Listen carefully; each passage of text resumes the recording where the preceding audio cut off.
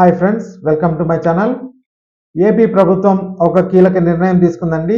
AP ఎస్ఆర్టీసీలో పలు సంస్కరణలు చేపడుతున్న ఏపీ సర్కార్ తాజాగా మరో ముఖ్యమైన నిర్ణయం తీసుకుంది. దానికి సంబంధించిన పూర్తి వివరాలు ఈ వీడియోలో అయితే తెలుసుకుందాం. మీరు ఇంతవరకు నా ఛానల్ని సబ్స్క్రైబ్ చేసుకోకుండా ఉంటే దయచేసి సబ్స్క్రైబ్ చేసుకోండి. అలాగే ఈ వీడియోకి ఒక లైక్ ఇచ్చి షేర్ చేసుకోండి.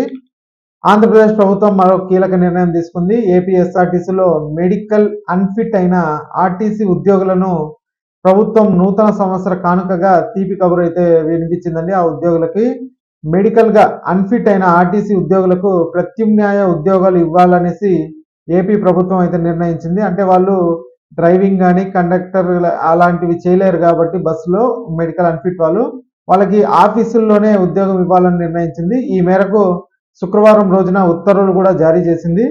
ఏపీ ఎస్ఆర్టీసీ సంస్థ ప్రభుత్వంలో విలీనమైన తర్వాత ఈ నిర్ణయం అయితే అమల్లోకి రానుంది. మరోవైపు ప్రభుత్వం తీసుకున్న నిర్ణయంపై ఉద్యోగ సంఘాల నుంచి హర్షం వ్యక్తమవుతోంది. మరోవైపు జనవరి 1, 2020 తర్వాత మెడికల్ అన్ఫిట్ అయిన ఉద్యోగులలో అర్హులైన వారికి ప్రత్యామ్నాయ ఉద్యోగం అయితే కల్పిస్తారు, లేదా అదనపు ఆర్థిక సహాయం అందించే ఆలోచనలు కూడా ప్రభుత్వం ఉందండి.